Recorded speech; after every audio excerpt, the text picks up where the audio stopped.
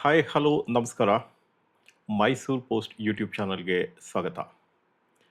ಈಶಾನ್ಯಯಾನ ಒಂದು ಪ್ರವಾಸದಲ್ಲಿ ಮೊದಲನೇ ದಿನದ 2ನೇ ಕಂತಿಗೆ ತಮ್ಮನ್ನೆಲ್ಲ ಆತ್ಮೀಯವಾಗಿ ಸ್ವಾಗತಿಸ್ತಾ ಇದ್ದೀನಿ. ಕಳೆದ ಸಂಚಿಕೆಯಲ್ಲಿ ನಿಮಗೀಗಾಗಲೇ ಗೊತ್ತು, ನಾವು ದೊಡ್ಡ ಗಣಪತಿ ದೇವಸ್ಥಾನದಲ್ಲಿ ಪೂಜೆ ಮಾಡಿಸ್ಕೊಂಡಿದ್ದು, ದಾರಿ ಮಧ್ಯದಲ್ಲಿ ಬರಬೇಕಾದ್ರೆ ನಾವು ಪಟ್ಟಂಥ ಫಜೀತಿಗಳು, ಟೈರ್ನ ಕುಯ್ಕೊಂಡಿದ್ದು, ಇದೆಲ್ಲ ನಿಮಗೆ ಹೇಳ್ತಾ ಹೇಳ್ತಾ ನಾನು ಆಲ್ಮೋಸ್ಟ್ ಕರ್ನೂಲ್ ತನಕ ಕರ್ಕೊಂಡೇ ಬಂದ್ಬಿಟ್ಟಿದ್ದೆ ನಿಮ್ಮನ್ನು. ಹೀಗೆ ಬರಬೇಕಾದ್ರೆ ನಾವು ಕರ್ನೂಲ್ನ ದಾಟ್ಕೊಂಡು ಕರ್ನೂಲ್ನ ಮಧ್ಯದಲ್ಲಿ ಹೋಗ್ತಾ ಇದ್ದೀವಿ. ನೋಡಿ, ಆಲ್ ನಮ್ಮ ಹೆಚ್ಚಿನ ಸಮಯ ವ್ಯರ್ಥ ಆಗಿದ್ದು ಪ್ರಯಾಣದಲ್ಲಿ ಇಂತಹ ಸಣ್ಣ ಪುಟ್ಟ ಘಟನೆಗಳಿಂದನೇ. ಅದು ಸಣ್ಣ ಪುಟ್ಟ ಘಟನೆ ಅನಿಸಿದ್ರು ನಮ್ಮ ಸಮಯ ವ್ಯರ್ಥ ಆಗಿದ್ದು ನಮಗೆ ತುಂಬಲಾರದಿದ್ದಂಥ ನಷ್ಟ ಆಗಿತ್ತು. ಬಹಳ ಒಂದು ರೀತಿಯ ಮೊದಲನೇ ದಿನದ ಪ್ರವಾಸದಲ್ಲೇ ನಾವು ಈ ಒಂದು ರೀತಿಯ ಪಡಿಪಾಟಲನ್ನ ಪಟ್ಟಿದ್ದಾಯಿತು. ಹಾಗಾಗಿ ಬಹಳ ದಣಿವಾಗಿದ್ದಂಥ ದೇಹಗಳಲ್ಲಿ ನಮ್ಮ ವಾಹನಗಳನ್ನ ಚಾಲನೆ ಮಾಡಬೇಕಾದಂಥ ಪರಿಸ್ಥಿತಿ ಒದಗಿತು. ಸುಮಾರು ಆ, ಸೂರ್ಯ ಮುಳುಗಿ 7-8 ಗಂಟೆ ತನಕ ನಾವು ಈ ಒಂದು ಇದನ್ನು ದಾರಿನಲ್ಲಿ ಹೋಗಬೇಕಾಯಿತು. ನಾವು ಕರ್ನೂಲ್ಗೆ ಹೆಚ್ಚು ಕಡಿಮೆ 7:30ರಿಂದ 8 ಗಂಟೆ ಈ ನಡುವಿನಲ್ಲಿ ನಾವು ಪ್ರಯಾಣ ಮಾಡ್ತಾ ಇದ್ವಿ. ಕರ್ನೂಲಿನ ಹಾದಿಗಳಲ್ಲಿ ನಿಧಾನವಾಗಿ ಲಾರಿಗಳ ಸಂಖ್ಯೆ ಜಾಸ್ತಿ ಆಗ್ತಾ ಆಗ್ತಾ ಹೋಯಿತು. ದೊಡ್ಡ ದೊಡ್ಡ ಲಾರಿಗಳ ನಡುವೆ ನುಸುಳ್ಕೊಳ್ಳೋದು, ಜೊತೆಗೆ ಲಗೇಜ್ನ ಹಾಕದಂಥ ಲಾರಿಗಳು ಆ, ರಸ್ತೆಯ ಮಧ್ಯದಲ್ಲೇ ಹೋಗೋದು, ಈ ಥರದ ಅಡೆತಡೆಗಳನ್ನೆಲ್ಲ ದಾಟ್ಕೊಂಡು ನಮ್ಮ ಪ್ರಯಾಣ ಸಾಗ್ತಾ ಇತ್ತು. ಜೊತೆಗೆ ಬೆಳಗ್ಗಿನ ಹೊತ್ತಿಗಿಂತ ರಾತ್ರಿ ಪ್ರಯಾಣ ಅಥವಾ ರಾತ್ರಿ ವಾಹನ ಚಾಲನೆ ಮಾಡೋದು ನಿಜಕ್ಕೂ ಒಂದು ರೀತಿಯ ಸಾಹಸನೇ ಸರಿ.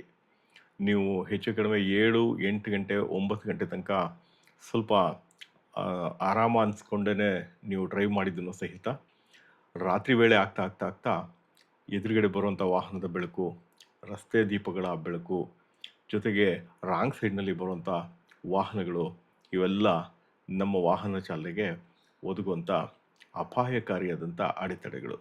ಈಗ ನೀವು ನೋಡೋದಲ್ಲ, ಈ ಎರಡು ದೊಡ್ಡ ದೊಡ್ಡ ಟ್ಯಾಂಕ್ಗಳ ನಡುವೆ ನಮ್ಮ ವಾಹನ ಚಲಿಸಬೇಕಾದಂಥ ಒಂದು ಪರಿಸ್ಥಿತಿ. ಮುಂದೆ ಯಾವುದೋ ಕಾರಣಕ್ಕೆ ಬಹಳಷ್ಟು ವಾಹನಗಳು ಎಲ್ಲ ಸ್ಟ್ಯಾಗ್ನೆಟ್ ಆಗಿದ್ವು. ಅಂದರೆ ವಾಹನಗಳ ಒಂದು ಟ್ರಾಫಿಕ್ ಜಾಮ್ ಆಗಿತ್ತು. ಇಂಥ ಸಮಯದಲ್ಲಿ ನಾವು ಸಿಕ್ಕಾಕೊಂಡಿದ್ದು ನೋಡಿ, 2 ದೊಡ್ಡ ದೊಡ್ಡ ಟ್ಯಾಂಕಿನ ನಡುವೆ ಇದ್ದಂಥ ಹಾದಿನಲ್ಲಿ. ಇಲ್ಲೂ ಅಷ್ಟೇ, ಇವ್ರುಗಳು ಲೈನ್ ಡಿಸಿಪ್ಲಿನ್ನ ಫಾಲೋ ಮಾಡಿದರೆ, ಟ್ರಕ್ಗಳು ಎಕ್ಸ್ಟ್ರೀಮ್ ಲೆಫ್ಟಲ್ಲಿ ಇದ್ದಿದ್ರೆ ಇಂತಹ ಸಮಸ್ಯೆಗಳು ಉಂಟಾಗೋಲ್ಲ. ಆದರೆ ರಾಷ್ಟ್ರೀಯ ಹೆದ್ದಾರಿಗಳಲ್ಲಿ, ರಸ್ತೆಗಳಲ್ಲಿ ಚಲಿಸುವಂಥ ದೊಡ್ಡ ದೊಡ್ಡ ವಾಹನಗಳು ಲೈನ್ ಡಿಸಿಪ್ಲಿನ್ನ ಹೆಚ್ಚಿನ ಸಮಯ ಫಾಲೋ ಮಾಡಲ್ಲ. ಜೊತೆಗೆ ಓವರ್ಟೇಕ್ ಮಾಡ್ಕೊಳ್ತಾರೆ. ಆ ವಾಹನಗಳು ಕೆಲವೊಂದು ಸರಿ ಇದಕ್ಕೆ ವೇಗಕ್ಕೆ ಹೊಂದ್ಕೊಳ್ಳಲ್ಲ. ಎರಡೂ ಕಡೆ ರೋಡ್ ಬ್ಲಾಕ್ ಆಗಿ ಹಿಂದಿನ ವಾಹನಗಳಿಗೆ ಜಾಗನೇ ಇಲ್ಲದಿರೋ ರೀತಿಯಲ್ಲಿ ಆಗುತ್ತೆ. ಹಾಗೆ ಮುಂದುವರಿತಾ ಇದ್ವಿ ನಾವು. ದೊಡ್ಡ ದೊಡ್ಡ ವಾಹನಗಳನ್ನ ದಾಟಿದ್ವಿ. ಆದಾಗ್ಯೂ ಸಹಿತ ವಾಹನಗಳ ಒಂದು ಜಾಮ್ ಕಂಟಿನ್ಯೂ ಆಗಿತ್ತು. ಅಂದರೆ ವಾಹನಗಳು ಮುಂದಕ್ಕೆ ಹೋಗದೇ ಇರೋ ರೀತಿಯಲ್ಲಿ ಪರಿಸ್ಥಿತಿ ಉಂಟಾಗಿತ್ತು. ಜೊತೆಗೆ ಒಂದು ಕಡೆ ರಸ್ತೆ ಬ್ಲಾಕ್ ಮಾಡಿ ಇನ್ನೊಂದು ಕಡೆ ರಸ್ತೆಯಲ್ಲಿ ಎರಡೂ ಬದಿಯಲ್ಲಿ ವಾಹನಗಳು ಚಲಿಸೋದಕ್ಕೆ ಅವಕಾಶ ಮಾಡಿಕೊಟ್ಬಿಟ್ಟಿದ್ರು. ಇದನ್ನು ನೋಡ್ತಾ ನೋಡ್ತಾ ಹಾಗೆ ಮುಂದೆ ಹೋದ್ವಿ. ಏನು ಕಾರಣ ಅಂತ ಹೇಳಿ ನಮಗೂ ಆಶ್ಚರ್ಯ ಆಯಿತು. ಯಾಕೆಂದರೆ ರಾಷ್ಟ್ರೀಯ ಹೆದ್ದಾರಿನಲ್ಲಿ ಮುಂದೆ ಎಲ್ಲೋ ಏನೋ ಅಪಘಾತ ಆಗಿದ್ರೆ ಈ ಥರ ಮಾಡೋದು ಸಹಜ. ಇದು ನಮಗೆ ಮುಂದೆ ಏನೋ ಇದೆ ಅನ್ನೋದು ಒಂದು ಸೂಚನೆನ ನೀಡ್ತಾ ಇತ್ತು. ಕರ್ನೂಲಿನಿಂದ ಮುಂದೆ ನಮಗೆ ಒಂದು ರಾಷ್ಟ್ರೀಯ ಹೆದ್ದಾರಿನಲ್ಲಿ ಅಪಘಾತ ಆಗಿದೆ ಅಂತ ಹೇಳಿ ತಿಳಿದು ಬಂತು. ಹೆದ್ದಾರಿನಲ್ಲಿ ವಾಹನಗಳು ಬಹಳ ಅಂತ ಹೇಳಿದ್ರೆ ಬಹಳ ನಿಧಾನವಾಗಿ ಚಲಿಸೋದಕ್ಕೆ ಶುರು ಮಾಡಿದ್ವು. ಎಲ್ಲರಿಗೂ ತಮ್ಮ ತಮ್ಮ ಗುರಿಯನ್ನು ತಲುಪಬೇಕು ಅನ್ನೋ ಒಂದು ರೀತಿಯ ಕಾತರ. ಆದರೆ ಇಲ್ಲಿ ವಾಹನಗಳು ನಿಧಾನವಾಗಿ ಹೋಗ್ತಾ ಇರೋದ್ರಿಂದ ಸರಿಯಾದ ಸ್ಪೀಡ್ನಲ್ಲಿ ಹೋಗೋದಕ್ಕಾಗ್ತಿಲ್ವ ಅನ್ನೋ ಒಂದು ಹತಾಶೆ ಎಲ್ಲನೂ ಸೇರಿಕೊಂಡಾಗ ಪ್ರವಾಸದಲ್ಲಿ ಒಂದು ರೀತಿಯ ನೆಗೆಟಿವಿಟಿ ಶುರುವಾಗುತ್ತೆ. ಇದಕ್ಕೆ ಮೇಲೆ ಇನ್ನೂ ವಿಚಿತ್ರ ಅಂತ ಹೇಳಿದ್ರೆ, ರಾಷ್ಟ್ರೀಯ ಹೆದ್ದಾರಿನಲ್ಲಿ ಕೆಲವೊಂದು ವಾಹನಗಳು ಲೈನ್ ಡಿಸಿಪ್ಲಿನ್‌ನ ಮೀರಿ, ಅಪಘಾತ ಆಗಿದ್ರೂ ಲೈನ್ ಡಿಸಿಪ್ಲಿನ್‌ನ ಮೀರಿ ಪಕ್ಕದಲ್ಲಿರುವಂಥ ಜಾಗನ ಸೀಳ್ಕೊಂಡು ಇನ್ನೊಂದು ಲೈನ್‌ನ ಫಾಲೋ ಮಾಡೋದಿದೆಯಲ್ಲ, ಇದು ಇನ್ನೊಂದಷ್ಟು ಪ್ರಯಾಣದ ವೇಗನ ಕಡಿತ ಮಾಡುತ್ತೆ. ಇದನ್ನು ಯಾರೂ ಕಂಟ್ರೋಲ್ ಮಾಡೋದಕ್ಕಾಗಲ್ಲ. ಯಾಕಂದರೆ ಎಲ್ಲರೂ ಅವ್ರವ್ರದೇ ರೀತಿಯಲ್ಲಿ ತಮ್ಮದೇ ಹೊಸದಾಗಿ ಟ್ರಾಫಿಕ್ ರೂಲ್ಸ್‌ನ ಫಾಲೋ ಮಾಡ್ತಾರೆ. ಒಂದು ಸಿಂಗಲ್ ಇದು ಒಂದು ರೋಡ್‌ನ ಎರಡೂ ಕಡೆ ಮಾಡಿ, ಅದರಲ್ಲಿ ಇರೋಂಥ ಒಂದು ಲೈನಲ್ಲಿ ಸರತಿ ಸಾಲಿನಲ್ಲಿ ಹೋಗೋಂಥ ವಾಹನಗಳು ಸರಿಯಾದ ರೀತಿಯಲ್ಲಿ ಹೋಗ್ಬಿಟ್ರೆ ಈ ಸಮಸ್ಯೆಗಳೇ ಇರೋದಿಲ್ಲ. ಕಾರ್ಗಳೆಲ್ಲ ಒಂದು ಶಿಸ್ತಾಗಿ ಒಂದು ಲೈನಲ್ಲಿ, ಟೂ ವೀಲರ್ಸ್ ಎಲ್ಲ ಶಿಸ್ತಾಗಿ ಒಂದು ಲೈನಲ್ಲಿ ಹೋಗ್ಬಿಟ್ರೆ ಏನೇ ಕಾರಣಕ್ಕೂ ಇಂತಹ ಪರಿಸ್ಥಿತಿಯಲ್ಲಿ ಟ್ರಾಫಿಕ್ ಜಾಮ್ ಆಗಲ್ಲ. ವಿಷಯ ಏನು ಗೊತ್ತಾ? ಇಲ್ಲೊಂದು ಅಪಘಾತ ಆಗಿದೆ. ಅಪಘಾತ ಹೇಗಾಯಿತು ಅನ್ನೋದನ್ನ ಹೇಳ್ತೀನಿ ಕೇಳಿ. ಹೈದರಾಬಾದ್ನಿಂದ ಬೆಂಗಳೂರು ಕಡೆಗೆ ಒಂದು ಬಸ್, ಅದು ಕಾವೇರಿ ಟ್ರಾವೆಲ್ಸ್ ಅಂತೇಳಿ, ಹೈದರಾಬಾದ್ ಬಿಟ್ಟು ಬೆಂಗಳೂರು ಕಡೆಗೆ ಬರ್ತಾ ಇರುತ್ತೆ. ಕರ್ನೂಲಿನ ಹೊರವಲಯದ ರಾಷ್ಟ್ರೀಯ ಹೆದ್ದಾರಿನಲ್ಲಿ ಒಂದು ಹಳ್ಳಿ ಚಿಕ್ಕತೇಕೂರು ಅಂತ ಸಿಗುತ್ತೆ. ಚಿನ್ನತೇಕೂರು ಅಂತ. ಆ ಚಿನ್ನತೇಕೂರು ಹತ್ರ ಬರುತ್ತೆ. ಬಂದಾಗ ಇದ್ದಕ್ಕಿದ್ದಾಗೆ ಒಂದು ಟೂ ವೀಲರ್ನ ಅವಾಯ್ಡ್ ಮಾಡೋದಕ್ಕೆ ಹೋಗಿ ಇದಕ್ಕೆ ಬೆಂಕಿ ಹತ್ತಿಕೊಂಡು ಭಸ್ಮ ಆಗಿದೆ ಈ ಬಸ್ಸು. ಇದು ನಡೆದಂಥ ಘಟನೆ. ಸುಮಾರು 20 ಜನ ಈ ಬಸ್ನಲ್ಲಿ ಉರಿದು ಬೂದಿ ಆಗ್ಬಿಡ್ತಾರೆ. ತಪ್ಪಿಸ್ಕೊಳ್ಳೋದಕ್ಕೆ ಅವಕಾಶನೇ ಇಲ್ಲ. ಅಂತಹ ಒಂದು ಘಟನೆ ಅವತ್ತು ನಡೆದಿತ್ತು. ಆದರೆ ಅದರ ಪರಿಣಾಮ ಹೇಗಿತ್ತು ಅಂತಂದರೆ, ಇಡೀ ದಿನ ಆ ಒಂದು ಇದರಲ್ಲಿ ಬೆಂಗಳೂರು ಮತ್ತು ಹೈದರಾಬಾದ್ ರಸ್ತೆಯಲ್ಲಿ ವಾಹನಗಳ ಸಂಚಾರದ ಏರುಪೇರು ಬಹಳ ಆಗೋಗಿತ್ತು. ನೋಡಿ, ಬಸ್ಸು ಹೇಗೆಲ್ಲ ಉರಿದೋಗಿತ್ತು ಅನ್ನೋದಕ್ಕೆ ನಿಮಗೆ ಒಂದು ಸಾಕ್ಷಿ ಚಿತ್ರದಲ್ಲಿ ತೋರಿಸ್ತಾ ಇದ್ದೀನಿ. ಘಟನೆ ನೋಡಿ ಎಷ್ಟು ಭೀಕರವಾಗಿತ್ತು ಅನ್ನೋದಕ್ಕೆ ಒಂದಷ್ಟು ಚಿತ್ರಗಳನ್ನ ನಿಮಗೆ ಸಿದ್ಧಪಡಿಸಿ ಕೊಡ್ತಾ ಇದ್ದೀನಿ ನಾನಿಲ್ಲಿ. ನೋಡಿ, ಬೆಂಕಿ ಹತ್ತಿ ಉರಿದ ಬಸ್ಸು ಹೇಗೆಲ್ಲ ಆಗಿರುತ್ತೆ, ಪ್ರಯಾಣಿಕರ ಪಾಡೇನೋ ಹೇಗೆಲ್ಲ ಸಂಕಟಪಟ್ಟಿರ್ಬೋದಲ್ವಾ. ಜೊತೆಗೆ ಬಸ್ನಲ್ಲಿ ಪ್ರಯಾಣಿಕರು ನೋಡಿ ಹೇಗೆಲ್ಲ ಉದುರಿ ಸತ್ತೋಗಿರ್ಬೋದು ಅನ್ನೋದು ಒಂದು ಕಾಲ್ಪನಿಕ ಒಂದು ನೋಟ ನಿಮ್ಮ ಮುಂದೆ. ಅದು ನಿಜವಾಗ್ಲೂ ಇದನ್ನು ನೋಡಿದ ತಕ್ಷಣ ನಮಗೂ ಒಂಥರ ಪ್ರಯಾಣ ನಡೆಸ್ತಾ ಭಯ ಆಗಿತ್ತು. ಏನಪ್ಪ ಈ ಥರ ಎಲ್ಲ ನಡೆದಿದೆಯಾ ಇಲ್ಲಿ, ನಾವು ಇನ್ನೂ ಸಾವಿರಾರು ಕಿಲೋಮೀಟ್ರ್ ಟ್ರಾವೆಲ್ ಮಾಡಬೇಕು, ಹೇಗೆಲ್ಲ ಹೋಗಬೇಕು ಅನ್ನೋ ನಿಟ್ಟಿನಲ್ಲಿ ಒಂದು ರೀತಿ ನಮಗೆ ಭಯಗ್ರಸ್ತರಾಗಿದ್ವಿ. ಆದರೂ ಏನು ಮಾಡೋದು, ನಿಶ್ಚಯ ಮಾಡಿದ್ವಿ, ಪ್ರಯಾಣ ಮಾಡೋಣ ಅಂತ ಹೇಳಿ ತೀರ್ಮಾನ ಆಗಿದೆ, ಹೊರಟೆ ಬಿಡೋದೆ ಅಂತ ಹೇಳಿ ನಮ್ಮ ಪ್ರಯಾಣನ ಮುಂದುವರಿಸಿದ್ವಿ. ಆದರೆ ನಮ್ಮ ಮನಸ್ಸಲ್ಲಿ ಆ ಬಸ್ನಲ್ಲಿ ಸತ್ತಂಥ ಸುಮಾರು ಒಂದು 20ಕ್ಕಿಂತ ಹೆಚ್ಚು ಜನರು ಹೇಗೆಲ್ಲ ಸಂಕಟಪಟ್ಟು ಸತ್ತಿರ್ಬೋದು ಅನ್ನೋದು ನಿಜವಾಗ್ಲೂ ಬೇಸರ ಮೂಡಿಸಿತ್ತು. ಯಾಕೋ ಗೊತ್ತಿಲ್ಲ, ಇತ್ತೀಚೆಗೆ ಇಂತಹ ಸ್ಲೀಪರ್ ಕೋಚ್ ಬಸ್ಗಳು ಬಹಳಷ್ಟು ಅಪಘಾತಕ್ಕಾಗ್ತಾ ಇದೆ, ಜನಗಳು ಸಾಯ್ತಾ ಇದ್ದಾರೆ.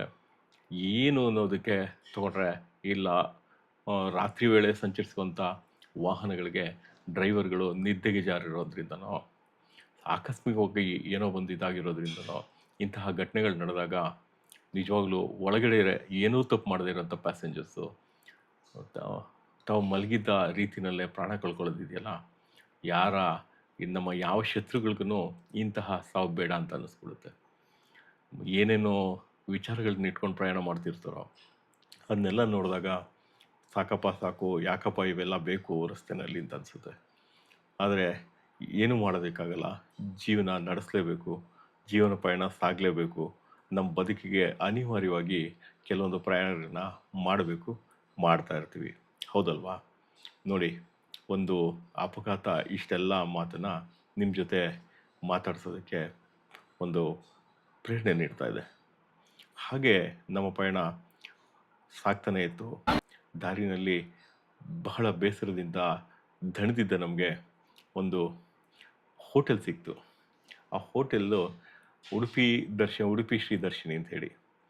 ನಮ್ಮ ನಿಜವಾಗ್ಲೂ ಆಗೋದೇ ಇಲ್ಲ, ನಮ್ಗೆ ಏನಾದ್ರು ರಿಲ್ಯಾಕ್ಸ್ ಬೇಕು, ಒಂದಷ್ಟು ಟೀ ಕಾಫಿ ಕುಡಿಯೋಣ, ಒಂಚೂರು ತಿಂಡಿ ತಿನ್ನೋಣ ಅನ್ನೋ ರೀತಿಯಲ್ಲಿ ಸುಮಾರು 8-8:15 ಸಮಯಕ್ಕೆ ಈ ಒಂದು ದಾರಿನಲ್ಲಿದ್ದಂಥ ಹೋಟ್ಲಿಗೆ ಹೋದ್ವಿ. ನಿಜಕ್ಕೂ ಈ ಹೋಟ್ಲು ತುಂಬ ಚೆನ್ನಾಗಿತ್ತು. ಬಹಳ ಆಯಾಸವಾಗಿದ್ದಂಥ ದೇಹ ಬಹಳಷ್ಟು ಇದನ್ನು ಆ, ನೋವನ್ನ ತುಂಬಿಕೊಂಡಿದ್ದಂಥ ಮನಸ್ಸುಗಳು ಇದೆಲ್ಲದಕ್ಕೂ ಸಾಂತ್ವನ ನೀಡೋ ರೀತಿಯಲ್ಲಿ ಈ ಹೋಟೆಲ್ನ ಪರಿಸರ ನಮ್ಮ ಮನಸ್ಸನ್ನು ಸಾಂತ್ವನಗೊಳಿಸಿದ್ದಂತೂ ಸುಳ್ಳಲ್ಲ. ಏಕೆಂದರೆ ಇಲ್ಲಿನ ಪರಿಸರ ತುಂಬ ಚೆನ್ನಾಗಿತ್ತು. ವಾಹನ ನಿಲ್ಲಿಸ್ಕೊಂಡು ಮನಸ್ಸಿಂದ ಎಲ್ಲನೂ ತೆಗೆದಾಕಬೇಕು ಅನ್ನೋ ರೀತಿಯಲ್ಲಿ ಒಂದಷ್ಟು ವಿಶ್ರಾಂತಿ ಪಡೆದು ಹೋಟೆಲ್ನ ಹೋಗಿದ್ವಿ. ಹೋಟೆಲ್ ಒಳಗಡೆ ಪ್ರವೇಶ ಪಡಿತಾ ಇದ್ದಾಗೇನೆ ಒಂದು ಸುಂದರವಾದಂಥ ಹಸಿರಿನ ಕಮಾನು, ಜೊತೆಗೆ ಅಲ್ಲಿದ್ದಂಥ ಒಂದು ಶುಚಿತ್ವ, ಅಲ್ಲಿದ್ದಂಥ ಆಸನ ವ್ಯವಸ್ಥೆಗಳು ಇದೆಲ್ಲ ಮನಸೂರೆಗೊಂತು. ಹಾಗೆ ಇನ್ನು ಸ್ವಲ್ಪ ಮುಂದೆ ಬಂದ್ವಿ. ಬರ್ತಾ ಇದ್ದಾಗೇನೆ ಬುದ್ಧನ ಒಂದು ಮೂರ್ತಿ, ಅದರ ಹಿಂಭಾಗದಲ್ಲಿರುವಂಥ ಜಲಪಾತ ಮನಸ್ಸಿಗೆ ಇನ್ನೊಂದಷ್ಟು ಸಾಂತ್ವನ ಕೊಡ್ತು. ಕೆಲವೊಂದು ಸರಿ ಇದೆಲ್ಲ ಏನಕ್ಕೆ ಹೋಟೆಲ್ ಬೇಕು ಅಂತ, ಹೋಟೆಲ್ನಲ್ಲಿ ಇವೆಲ್ಲ ಏನಕ್ಕೆ ಬೇಕು ಅನ್ಸುತ್ತೆ. ಬಟ್ ನಮ್ಮ ರೀತಿಯಲ್ಲಿ ಅಪಘಾತದ ನೋಟಗಳನ್ನ ನೋಡಿಕೊಂಡು ಬಂದು ಎಲ್ಲೋ ಒಂದು ಕಡೆ ಸ್ವಲ್ಪ ಸಮಾಧಾನ ಮಾಡೋಣ ಅನ್ನೋ ವಿಶ್ರಾಂತಿ ಪಡೆಯೋಣ ಅನ್ನೋದು ಬೇಕಾದರೆ ಇಂತಹ ಹೋಟೆಲ್ಗಳ ಅಗತ್ಯ ಬಹಳಷ್ಟಿದೆ. ನಾವು ಸಹಿತ ಯಾವತ್ತು ರಾತ್ರಿ ಊಟನ ಇಲ್ಲೇ ಮಾಡೋಣ ಅಂಥೇಳಿ ನಿರ್ಧಾರ ಮಾಡಿ ಕಾಫಿ ಟೀ ಕುಡಿಯೋದಕ್ಕೆ ಅಂತ ಬಂದವರು ಅವತ್ತಿನ ರಾತ್ರಿ ಊಟನ ಈ ಹೋಟೆಲ್ನಲ್ಲೇ ಪೂರೈಸ್ಕೊಂಡ್ವಿ.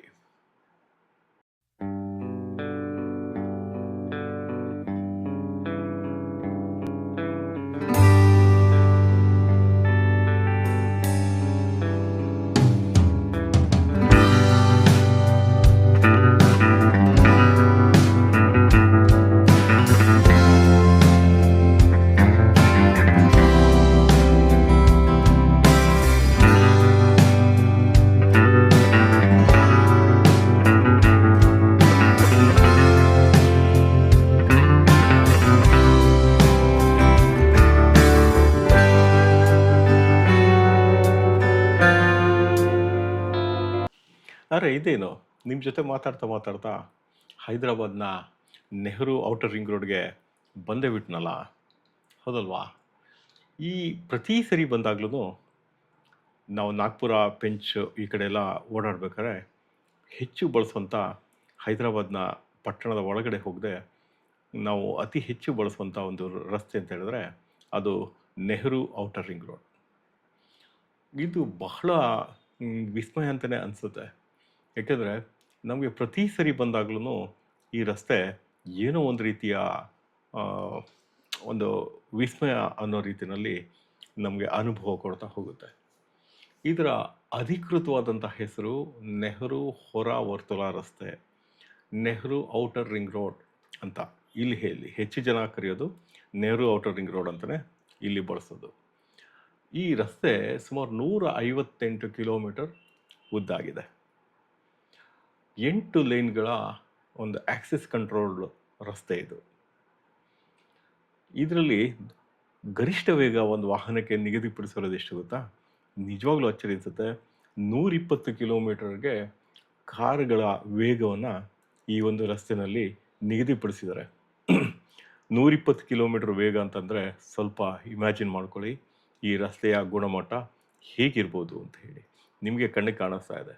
ಆಕ್ಸಿಸ್ ಕಂಟ್ರೋಲ್ಡು 120 ಕಿಲೋಮೀಟರ್ ಸ್ಪೀಡಲ್ಲಿ ಹೋಗುವಂಥ ಈ ಒಂದು ರಸ್ತೆಯಲ್ಲಿ ಡ್ರೈವ್ ಮಾಡೋದು, ಪ್ರಯಾಣ ಮಾಡೋದೇ ಒಂದು ಹೆಮ್ಮೆಯ ವಿಷಯ, ಜೊತೆಗೆ ಅದರ ಅನುಭವನೇ ಬೇರೆ. ಇನ್ನು ಆಕ್ಸಿಸ್ ಕಂಟ್ರೋಲ್ ಎಷ್ಟೆಲ್ಲ ಇದೆ ಗೊತ್ತಾ? ಒಟ್ಟು 21 ಆಕ್ಸಿಸ್ ಕಂಟ್ರೋಲ್ ಅಂತಂದರೆ ಇಂಟರ್ಚೇಂಜರ್ಗಳಿದೆ. 21 ಇಂಟರ್ಚೇಂಜ್ ಇದೆ, 19 ಎಕ್ಸಿಟ್ಗಳಿದೆ. ನೀವು ಹೈದರಾಬಾದ್ನ ಯಾವುದೇ ಒಂದು ಇದಕ್ಕೆ ಹೋಗ್ಬೇಕಂದ್ರೂ ಈ ಒಂದು ನೆಹರು ಔಟರ್ ರಿಂಗ್ ರೋಡ್ನ ಸಂಪರ್ಕ ತೊಗೊಂಡ್ಬಿಟ್ರೆ ನೀವು ನಿಜವಾಗ್ಲೂ ಅದ್ಭುತ ಅನ್ನೋ ರೀತಿಯಲ್ಲಿ ಪ್ರಯಾಣ ಮಾಡ್ಬೋದು ಕಣ್ರಿ. ಜೊತೆಗೆ ಡಿಸ್ಪ್ಲೇನೂ ಅಷ್ಟೇ, ಯಾವುದೇ ವಾಹನಕ್ಕೆ ಯಾವುದೇ ರೀತಿ ತೊಂದರೆ ಆಗದಿರೋ ರೀತಿಯಲ್ಲಿ ಡಿಸ್ಪ್ಲೇಗಳನ್ನ ಮಾಡಿದ್ದಾರೆ. ಎಂಥದೇ ಹೊಸಬರು ಈ ರಸ್ತೆಯಲ್ಲಿ ಸಂಚಾರ ಮಾಡಿದ್ರು ಅವ್ರಿಗೆ ಮುಂಚೆನೇ ಯಾವ ಎಕ್ಸಿಟ್ಟು ಎಷ್ಟು ದೂರದಲ್ಲಿದೆ ಅನ್ನೋದನ್ನ ಡಿಸ್ಪ್ಲೇ ಮಾಡ್ಕೊಂಡು ಹೋಗ್ತಾರೆ. ಉದಾಹರಣೆ, ನೀವು ನಾಗ್ಪುರಿಂದ ಬೆಂಗಳೂರು ಕಡೆ ಬರ್ತೀರಾ ಅಂತಂದರೆ ಬೆಂಗಳೂರು ಕಡೆ ಹೋಗುವಂಥ ದಾರಿಯ ಎಕ್ಸಿಟ್ಗೆ ಸುಮಾರು 5-6 kilometre ದೂರದಲ್ಲೇ towards Bangalore exit 6 kilometres ಇದೆ, 5 ಕಿಲೋಮೀಟರ್ಸ್ ಇದೆ, 2 ಕಿಲೋಮೀಟರ್ಸ್ ಇದೆ. ಯಾಕೆಂದರೆ ನೀವು ಟ್ರ್ಯಾಕ್ನ ಚೇಂಜ್ ಮಾಡಿಕೊಂಡು ಆ ಎಕ್ಸಿಟ್ ಕಡೆಗೆ ಬರೋದಕ್ಕೆ ಅನುಕೂಲ ಆಗಲಿ ಅನ್ನೋ ರೀತಿಯಲ್ಲಿ ತುಂಬ ಚೆನ್ನಾಗಿ ಡಿಸ್ಪ್ಲೇಗಳನ್ನ ಇಲ್ಲಿ ಮಾಡಿದ್ದಾರೆ. ಬಹುಶಃ ನಾನು ನೋಡಿರೋಂಥ ಅತಿ ಹೆಚ್ಚು ರಾಷ್ಟ್ರೀಯ ಹೆದ್ದಾರಿಗಳಲ್ಲಿ ಈ ಒಂದು ಹೆದ್ದಾರಿ ಬಹಳಷ್ಟು ಮಹತ್ವ ಪಡೆಯುತ್ತಿದ್ದು. ಈ ಹೆದ್ದಾರಿ ಬಗ್ಗೆ ಇನ್ನೊಂದಷ್ಟು ಮಾಹಿತಿ ಏನಪ್ಪ ಅಂತ ಹೇಳಿದ್ರೆ, ಇದು ಹೈದರಾಬಾದಿನ ನೆಹರು ರಿಂಗ್ ರೋಡ್ ಅಂತ ಅನ್ನಿಸ್ಕೊಂಡ್ರು ಸಹಿತ ರಾಷ್ಟ್ರೀಯ ಹೆದ್ದಾರಿ ಸಂಖ್ಯೆ 44ರ ಭಾಗವಾಗಿ, ಅಂದರೆ ಶ್ರೀನಗರ ಟು ಕನ್ಯಾಕುಮಾರಿ ರಾಷ್ಟ್ರೀಯ ಹೆದ್ದಾರಿಯ ಒಂದು ಭಾಗವಾಗಿ ಈ ಒಂದು ಔಟರ್ ರಿಂಗ್ ರೋಡ್ ಸಹಿತ ಸೇರಿಕೊಂಡಿದೆ. ಜೊತೆಗೆ ಹೆದ್ದಾರಿಯ ಹಲವಾರು, ಅಂದರೆ ಹೈದರಾಬಾದಿನ ಬಹಳಷ್ಟು ಸಂಚಾರ ವ್ಯವಸ್ಥೆಗೆ ಬಹಳ ಪಾಸಿಟಿವ್ ಆಗಿ ಈ ತನ್ನ ಕೊಡುಗೆಯನ್ನು ಕೊಡ್ತಾ ಇರುವಂಥ ಒಂದು ಔಟರ್ ರಿಂಗ್ ರೋಡ್ ಇದು.